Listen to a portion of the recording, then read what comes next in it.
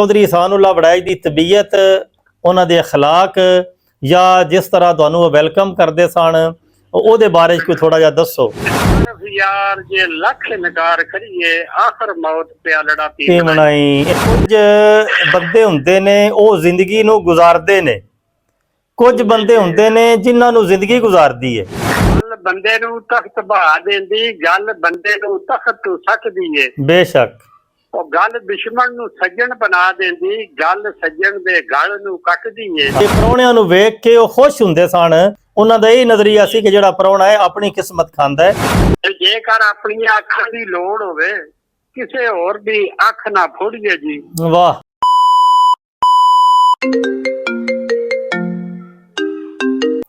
अस्सलाम वालेकुम। वालेकुम अस्सलाम।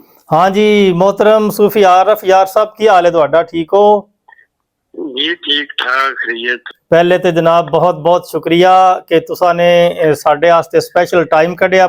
हाँ जी। अच्छा नाज़रीन, मैं तुहानू दसदा चलना कि एक नवा सिलसिला शुरू कीता है कि असी किसी भी शख्सियत नाल राबता करांगे, उन्हां दे बारे च भी गल करांगे, किसी होर शख्सियत दे बारे जो उन्हां दी राय वो भी तुहाडे नाल असी जिहड़ा है वो शेयर करांगे। ते साडी अज दी जिहड़ी शख्सियत ने पिंड सोल जिला गुजरात तो पंजाबी दे मशहूर सूफी शायर सूफी आरफ यार सोलवी साहब ने, जिहड़े कि 20 तो ज़्यादा किताबां दे मुसन्नफ ने ते जिन्हां विचों उन्हां दियां 6-7 किताबां शाया हो चुकियां ने, कुछ ज़ेरे तबा ने, इंशाअल्लाह वो भी जल्दी छप जाण दियां।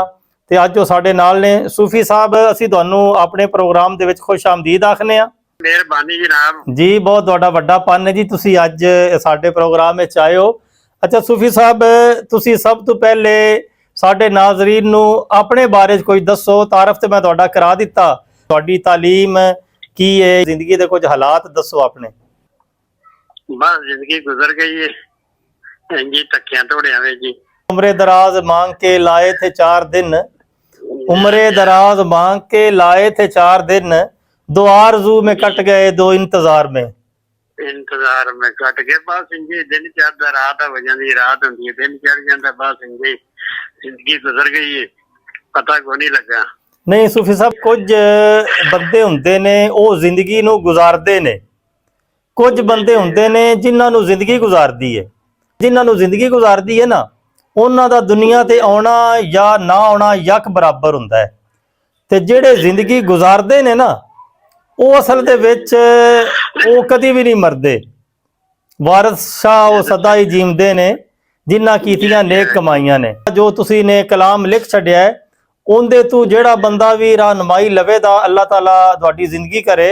लेकिन ये कानून है अल्लाह दा, ये बरहक के मौत उस तो बाद भी वो सदका जारिया लोगों की हदायत वास्ते, जिस तरह दूसरे सूफी शोहरा ने जी। तो सब तो पहले सूफी साहब तुसी सानू ना कुछ अपनियां रुबाइयां जिहड़ियां ने पसंदीदा, तो वो कहते हैं ना कि औलाद विचों किसी एक पुत्र दा या धी दा दसना कि मैनू ज़्यादा प्यारा है, इस तरह शहर नूं ये सवाल करना कि तुहानू किहड़ा कलाम या किहड़ी रुबाई चंगी लगदी है, ज़्यादा अच्छी लगदी है, उस तरह ही है। लेकिन फिर भी अज तुसी सानू कोई 1-2 रुबाइयां सुनाओ सब तो पहले। रुबाइयां ते सारियां जिकन तुसी आख्या भाई शायद ते सारियां ही सारी औलाद दी तरह हुंदियां ने। बेशक। ते बहरहाल मैं तुहानू सुना देना जी, इरशाद। बने वेख बदल समान उते पानी घड़े दा कदी ना रोड़िए जी। वाह। बने वेख बदल समान उते पानी घड़े दा कदी ना रोड़िए जी। वाह। रोटी चोपड़ी मिलन दी आस उते सुकी हथ दी टाप ना छोड़िए जी। आहा। जेकर अपनी अखां दी लोड़ होवे किसे होर दी अख ना फोड़िए जी। वाह। आरफ यार मियां इत्तेहार बाजू राती चोर दे मगर ना दौड़िए जी। हाय हाय हाय, वाह जी वाह, जिउंदे रहो जी जी। गल बंदे नू तख्त बहा देंदी, गल बंदे नू तख्त तू सटदी है। बेशक। ਉਹ ਗੱਲ ਦੁਸ਼ਮਣ ਨੂੰ ਸੱਜਣ ਬਣਾ ਦਿੰਦੀ, ਗੱਲ ਸੱਜਣ ਦੇ ਗਲ ਨੂੰ ਕੱਟਦੀ ਏ। ਆਹਾ। ਤੇ ਗੱਲ ਤਨ ਮਨ ਅੱਗ ਲਗਾ ਦਿੰਦੀ, ਗੱਲ ਲੱਗੀ ਤੇ ਨੀਰ ਪਲਟਦੀ ਏ। ਵਾਹ। ਆਰਫ ਗੱਲ ਦੀ ਜੱਗ ਤੇ ਗੱਲ ਸਾਰੀ, ਗੱਲ ਲਾਮਦੀ ਤੇ ਗੱਲ ਪੱਕਦੀ ਏ। ਵਾਹ ਜੀ ਵਾਹ, ਕੀ ਬਾਤ ਹੈ। ਸਾਰਾ ਹਾਲ ਨੇ ਹੋਵਣਾ ਅੰਤ ਮਾਜ਼ੀ, ਅਰ ਸਜਰੇ ਨੇ ਵਿਆਹ ਜੀਵਣਾ ਈ। ਵਾਹ ਐਵੇਂ ਗੱਲ ਹੈ। ਤੇ ਜਿਹੜਾ ਉੱਗਿਆ ਰੁੱਖ ਜ਼ਮੀਨ ਵਿੱਚੋਂ ਉਸ ਰੁੱਖ ਨੇ ਅੰਤ ਖਟੀ ਬਣਾਈ। ਤੇ ਜਿਹੜੇ ਘਰੋਂ ਵਿਆਹ ਦੇ ਗੀਤ ਸੁਣੀਏ ਉਥੋਂ ਵੈਣ ਵੀ ਅੰਤ ਸੁਣੀ ਬਣਾਈ। ਐਵੇਂ ਗੱਲ ਹੈ। ਬਾਜ਼ ਗਸ਼ਤ ਤੇ ਦਰਦ ਵਿਛੋੜਿਆਂ ਦੀ ਕਿਸੇ ਜਰਦਾ ਫੱਟ ਨਾ ਸੀ ਬਣਾਈ। ਆਹਾ, ਇਹ ਜ਼ਿੰਦਗੀ ਹੈ ਸ਼ਾਮ ਦੀ ਸ਼ਫਕ ਵਾਂਗੂ ਝੱਟ ਪਲ ਦੇ ਵਿੱਚ ਚਲੀ ਬਣਾਈ। ਆਹਾ, ਆਰਫ ਯਾਰ ਜੇ ਲੱਖ ਨਕਾਰ ਕਰੀਏ ਆਖਰ ਮੌਤ ਪਿਆਲੜਾ ਪੀ ਬਣਾਈ। ਐਵੇਂ ਗੱਲ ਹੈ ਜੀ, ਮੌਤ ਦਾ ਪਿਆਲਾ ਤੇ ਹਰ ਕਿਸੇ ਨੇ ਪੀਣਾ ਹੈ, ਭਾਵੇਂ ਕੋਈ ਚਾਹਵੇ ਤੇ ਭਾਵੇਂ ਕੋਈ ਨਾ ਚਾਹਵੇ। ਰਾਮ ਕੇ ਬਹਿਲਪੁਰ ਪਿੰਡ ਜੀ, ਉਥੋਂ ਦੇ ਇੱਕ ਬੜੇ ਮਸ਼ਹੂਰ ਲੋਕ ਗਾਇਕ, ਸੂਫੀ ਗਾਇਕ ਵੀ ਸਨ, ਕਿਉਂਕਿ ਮੀਆਂ ਮੁਹੰਮਦ ਬਖਸ਼ ਰਹਿਮਤੁल्लाह ਦਾ ਕਲਾਮ ਵੀ ਉਹ ਪੜ੍ਹਦੇ ਸਨ, ਚੌਧਰੀ ਇਹਸਾਨ-ਉल्लाह ਵੜੈਚ। ਉਹਨਾਂ ਨੇ ਵੀ ਇਹ ਮੌਤ ਦਾ ਪਿਆਲਾ ਪੀਤਾ ਤੇ ਉਹ ਇਸ ਦੁਨੀਆ ਤੋਂ ਚਲੇ ਗਏ। ਤੇ ਮੈਂ ਵੇਖ ਰਿਹਾ ਸਾਂ ਨੈਟ ਉੱਤੇ ਵੀ ਕਈ ਵੀਡੀਓ ਵੇਖੀਆਂ ਨੇ ਕਿ ਤੁਸਾਂ ਨੇ ਉਹਨਾਂ ਦੀ ਤਦਫੀਨ ਵਿੱਚ ਉਹਨਾਂ ਦੇ ਕੁਲ ਸ਼ਰੀਫ ਤੇ ਉਹਨਾਂ ਦੇ 10ਵੇਂ ਤੇ 40ਵੇਂ ਤੇ ਜਿਹੜਾ ਤੁਸੀਂ ਸ਼ਾਮਲ ਹੋਏ ਹੋ ਤੇ ਤੁਸੀਂ ਉੱਥੇ ਕਲਾਮ ਵੀ ਪੜ੍ਹਿਆ ਹੈ। ਪਹਿਲੇ ਤੇ ਸਾਨੂੰ ਇਹ ਦੱਸੋ ਕਿ ਚੌਧਰੀ ਇਹਸਾਨ-ਉल्लाह ਵੜੈਚ ਨਾਲ ਤੁਹਾਡੀ ਪਹਿਲੀ ਮੁਲਾਕਾਤ ਕਿਸ ਤਰ੍ਹਾਂ ਹੋਈ, ਤੁਸੀਂ ਉਹਨਾਂ ਨੂੰ ਕਿਸ ਤਰ੍ਹਾਂ ਜਾਣਦੇ ਹੋ, ਉਹਨਾਂ ਦੇ ਬਾਰੇ 'ਚ ਕੋਈ ਆਪਣੀ ਰਾਏ ਦਿਓ ਜੀ। ਪਹਿਲੀ ਮੁਲਾਕਾਤ ਉਹਨਾਂ ਦੀ ਡੇਰੇ ਤੇ ਹੋਈ ਸੀ। ਉਹਨਾਂ ਦੇ ਡੇਰੇ ਤੇ ਜਿਹੜੇ ਸਨ ਨਾ ਗਾਉਣ ਵਾਲੇ ਸਨ, ਕੁਝ ਜਿਹੜੇ ਸ਼ੌਕ ਵਾਲੇ ਜਿਹੜੇ ਉਹਨਾਂ ਨੂੰ ਜਾਣਦੇ ਸਨ ਜੀ ਜੀ, ਤੇ ਗਏ ਸਾਂ ਇਧਰ ਚਪਾਲੇ ਵੱਲ ਤੇ ਆਉਂਦੀ ਵਾਰੀ ਉਹ ਫਿਰ ਉਹਨਾਂ ਦੇ ਡੇਰੇ ਵੱਲ ਜਿਹੜੇ ਨਾ ਤੁਰ ਪਏ। ਜਿਹੜੇ ਤੁਹਾਡੇ ਨਾਲ ਸੰਗੀ ਸਨ ਉਹ ਉਹਨਾਂ ਨੂੰ ਜਾਣਦੇ ਸਨ, ਤੁਸੀਂ ਉਹਨਾਂ ਨੂੰ ਪਹਿਲੇ ਨਹੀਂ ਸੀ ਜਾਣਦੇ ਜੀ? ਤੁਸੀਂ ਉਹਨਾਂ ਦੇ ਨਾਲ ਗਏ ਫਿਰ ਉਹਨਾਂ ਦੇ ਡੇਰੇ ਤੇ ਉਹਨਾਂ ਦੇ ਪਿੰਡ? ਹਾਂ, ਉਹ ਜਾਣਦੇ ਸਨ ਤੇ ਮੈਂ ਨਹੀਂ ਸੀ ਜਾਣਦਾ ਜੀ। ਤੇ ਚੌਧਰੀ ਇਹਸਾਨ-ਉल्लाह ਸਾਹਿਬ ਦੇ ਸਾਹਿਬਜ਼ਾਦਾ ਜਿਹੜਾ ਇੱਕ ਉੱਥੇ ਸੀ ਡੇਰੇ ਤੇ, ਉਹਨੇ ਕੋਈ ਬੋਤਲਾਂ ਮੰਗਵਾਈਆਂ ਜੀ ਤੇ ਬੈਠੇ ਖਲੋਤੇ। ਫਿਰ ਉਹਨਾਂ ਨੇ ਆਖਿਆ ਅੱਬਾ ਜੀ ਨੂੰ ਮੈਂ ਫੋਨ ਕਰਨਾ ਤੇ ਉਹ ਵੀ ਆ ਜਾਂਦੇ ਨੇ। ਫਿਰ ਉਹ ਵੀ ਆ ਗਏ ਜੀ ਜੀ। ਤੇ ਫਿਰ ਉੱਥੇ ਗੱਲਬਾਤ ਹੁੰਦੀ ਰਹੀ। ਫਿਰ ਅਸੀਂ ਉਹਨਾਂ ਨੂੰ ਆਖਿਆ ਤੁਸੀਂ ਸ਼ੇਰ ਸੁਣਾਓ, ਉਹਨਾਂ ਆਖਿਆ ਨਹੀਂ ਤੁਸੀਂ ਸੁਣਾਓ। ਇਹ ਕਿੰਨੇ ਸਾਲ ਪਹਿਲੇ ਦੀ ਗੱਲ ਹੈ? ਇਹ ਕੋਈ 3-4 ਸਾਲ ਪਹਿਲੇ, ਇਹਦੇ ਵੀ ਜ਼ਿਆਦਾ ਹੀ ਕੋਈ ਹੋ ਗਿਆ ਹੁੰਦਾ ਅਰਸਾ, ਯਾਨੀ 5 ਸਾਲ ਪਹਿਲੇ ਤੁਸੀਂ ਉਹਨਾਂ ਨੂੰ ਪਹਿਲੀ ਵਾਰੀ ਮਿਲੇ ਹੋ ਤਕਰੀਬਨ? ਜੀ ਜੀ। ਉਹ ਫਿਰ ਉਹ ਵੀ ਆ ਗਏ। ਵਾਹ ਫਿਰ ਮਹਿਫਲ ਹੋਈ ਪਹਿਲੀ ਵਾਰੀ ਤੇ ਉੱਥੇ ਡੇਰੇ ਤੇ ਉਹਨਾਂ ਨਾਲ ਮੁਲਾਕਾਤ ਹੋਈ ਤੇ ਉੱਥੇ ਹੀ ਫਿਰ ਉਹਨਾਂ ਵੀ ਕੋਈ ਕਲਾਮ ਸੁਣਾਇਆ, ਫਿਰ ਮੈਂ ਵੀ ਸੁਣਾਇਆ। ਅੱਛਾ। ਤੇ ਕੋਈ ਗੱਲਬਾਤ ਵੀ ਉਹਨਾਂ ਪੁੱਛੀ ਕੀਤੀ ਸ਼ਾਇਰੀ ਦੇ ਬਾਰੇ ਵੀ। ਇਹ ਉਹਨਾਂ ਦੀ ਪਹਿਲੀ ਮੁਲਾਕਾਤ ਸੀ। ਯਾਨੀ ਪਹਿਲੇ ਉਹ ਤੁਹਾਨੂੰ ਵੀ ਨਹੀਂ ਸਨ ਜਾਣਦੇ ਤੇ ਤੁਸੀਂ ਉਹਨਾਂ ਨੂੰ ਨਹੀਂ ਸਨ ਜਾਣਦੇ? ਤੇ ਮੈਂ ਵੀ ਨਹੀਂ ਸਨ ਜਾਣਦਾ ਤੇ ਉਹ ਵੀ ਨਹੀਂ ਸਨ ਜਾਣਦੇ। ਇਤਫਾਕੀਆ ਇੱਕ ਮੁਲਾਕਾਤ ਹੋ ਗਈ। ਜੀ ਜੀ। ਤੇ ਕਿੰਨੀਆਂ ਮੁਲਾਕਾਤਾਂ ਤੁਹਾਡੀਆਂ ਹੋਈਆਂ ਨੇ ਉਹਨਾਂ ਦੀ ਜ਼ਿੰਦਗੀ ਦੇ ਵਿੱਚ? ਮੇਰਾ ਹਾਲੇ ਤੋਂ 5-6 ਹੀ ਹੋਈਆਂ ਨੇ ਮੁਲਾਕਾਤਾਂ ਉਹਨਾਂ ਨਾਲ।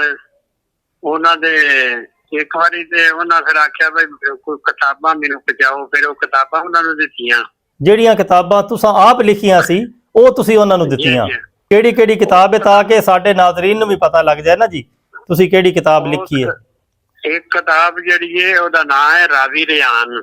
ਜੀ ਜੀ, ਰਾਵੀ ਰਿਆਨ। ਦੂਸਰੀ ਜਿਹੜੀ ਹੈ ਉਹ ਦਿਲਾਂ ਦੇ ਸੌਦੇ। ਦਿਲਾਂ ਦੇ ਸੌਦੇ। ਇਹ 2 ਕਿਤਾਬਾਂ ਗਲਬਰ ਮੈਂ ਦਿੱਤੀਆਂ ਹੁਣ ਉਹਨਾਂ ਨੂੰ। ਉਹਨਾਂ ਫਿਰ ਦੱਸਿਆ ਵੀ ਕਿਤਾਬਾਂ ਦੇ ਬਾਰੇ ਵੀ, ਕੋਈ ਉਹਨਾਂ ਮੇਰੇ ਕੋਲ ਵੀ ਸੁਣਿਆ ਵਿੱਚੋਂ। ਇੱਕ ਵਾਰੀ ਫਿਰ ਇੱਕ ਬੰਦਾ ਸੀ ਆਪਣਾ, ਉਹ ਆਖਣਗਾ ਬਈ ਉਹਨਾਂ ਨੂੰ ਮਿਲਣਾ, ਉਹਨਾਂ ਨੂੰ ਨੈਟ ਤੇ ਬੜਾ ਸੁਣਿਆ ਤੇ ਉਹਨਾਂ ਨੂੰ ਮੈਂ ਚੱਲ ਉਧਰ ਗਏ ਸਾਂ ਤੇ ਉਧਰ ਕੱਸੋ ਕਿਆਲ ਤੇ ਉਧਰੋਂ ਹੋ ਕੇ ਆਏ। ਫਿਰ ਤੇ ਅਸੀਂ ਉਹਨਾਂ ਦੇ ਘਰ ਗਏ ਤੇ ਉੱਥੇ ਫਿਰ ਹੋਰ ਵੀ ਕੋਈ ਉਹਨਾਂ ਦੇ ਆਸ਼ਿਕ ਆਏ ਸਨ। ਉੱਥੇ ਫਿਰ ਮੁਲਾਕਾਤ ਹੋਈ। ਉੱਥੇ ਵੀ ਉਹ ਫਿਰ ਤਸਵੀਰਾਂ ਵੀ ਉਹਨਾਂ ਬਣਾਈਆਂ ਮੁੰਡੇ ਨੇ। ਤੇ ਉਸ ਦੇ ਬਾਅਦ ਮੁਲਾਕਾਤ ਇੱਕ ਹੋਰ ਹੋਈ। ਪਤਾ ਲੱਗਾ ਕਿ ਉਹ ਬਿਮਾਰ ਸਨ ਤੇ ਉਹ ਪਤਾ ਲੈਣ ਗਏ। ਅਲੀਪੁਰ ਚੱਕਿਆਂ ਦੇ ਵੀ ਕੋਈ ਆਏ ਸਨ ਤੇ ਉੱਥੇ ਫਿਰ ਉਹ ਆਪਣਾ ਉਹਨਾਂ ਨੇ ਵੀ ਕਲਾਮ ਸੁਣਾਇਆ, ਮੈਂ ਵੀ ਸੁਣਾਇਆ। ਇਸ ਤਰ੍ਹਾਂ ਕਰਕੇ ਉਹ ਵੀ ਮੁਲਾਕਾਤ ਹੋਈ। ਤੁਸੀਂ ਹੀ ਉਹਨਾਂ ਕੋਲ ਜਾਂਦੇ ਰਹੇ ਹੋ? ਕਦੀ ਉਹ ਵੀ ਤੁਹਾਡੇ ਕੋਲ ਆਏ ਨੇ? ਨਹੀਂ, ਮੈਂ ਹੀ ਉਧਰ ਗਿਆ ਵਾ ਸਪੈਸ਼ਲ ਤੇ ਹਰ ਮੈਂ ਇੱਕ ਵਾਰੀ ਗਿਆ ਉਹ ਕਿਤਾਬਾਂ ਹੀ ਦੇਣ। ਚੁਪਾਲਾ ਏ, ਕੱਸੋ ਕੀ ਏ, ਬਾਬਾ ਜੀ ਕਸੂਰਮਤ ਦਾ ਪਿੰਡ ਏ, ਉਸ ਤੋਂ ਇਲਾਵਾ ਦੂਸਰੇ ਜਿਹੜੇ ਪਿੰਡ ਨੇ ਤੁਹਾਡਾ ਸਾਰੇ ਲੱਗ ਤਲਕ ਏ ਤੇ ਬਹਿਲਪੁਰ ਰਸਤੇ ਚ ਆਉਂਦਾ ਹੈ ਤੇ ਫਿਰ ਤੁਸੀਂ ਉਹਨਾਂ ਨੂੰ ਮਿਲਦੇ ਰਹੇ? ਜੀ ਜੀ।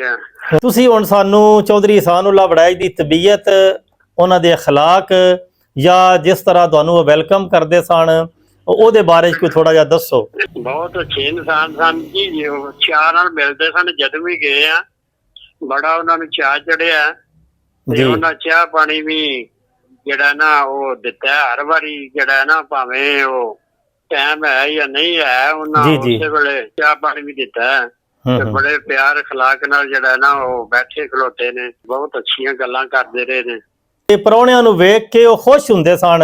ਉਹਨਾਂ ਦਾ ਇਹ ਨਜ਼ਰੀਆ ਸੀ ਕਿ ਜਿਹੜਾ ਪ੍ਰਾਹੁਣਾ ਹੈ ਆਪਣੀ ਕਿਸਮਤ ਖਾਂਦਾ ਹੈ, ਹਮੇਸ਼ਾ ਖੁਸ਼ ਹੋ ਕੇ ਖੰਦਾ ਪੇਸ਼ਾਨੀ ਨਾਲ ਜਿਹਨੂੰ ਕਹਿੰਦੇ ਨੇ ਉਹ ਤੁਹਾਨੂੰ ਮਿਲੇ ਨੇ। ਜੀ ਅੱਛਾ ਸੂਫੀ ਸਾਹਿਬ, ਫਿਰ ਤੁਸੀਂ ਇਹ ਦੱਸੋ ਕਿ ਤੁਸੀਂ ਕਹਿ ਰਹੇ ਸੋ ਕਿ ਮੈਂ ਉਹਨਾਂ ਨੂੰ ਕਿਤਾਬਾਂ ਦਿੱਤੀਆਂ, ਤੇ ਕਿਆ ਕਦੀ ਉਹਨਾਂ ਨੇ ਤੁਹਾਡਾ ਕਲਾਮ ਵੀ ਪੜ੍ਹਿਆ? ਕਿਉਂਕਿ ਅਕਸਰ ਉਹ ਨਵੇਂ ਸ਼ਾਇਰਾਂ ਦਾ ਕਲਾਮ ਪੜ੍ਹਦੇ ਰਹਿੰਦੇ ਸਨ। ਲੱਦਾ ਸੱਦਾ ਦੇ ਖਾਦਮ ਹੁਸੈਨ ਖਾਦਮ ਨੇ, ਉਹਨਾਂ ਦਾ ਵੀ ਉਹਨਾਂ ਕਲਾਮ ਪੜ੍ਹਿਆ।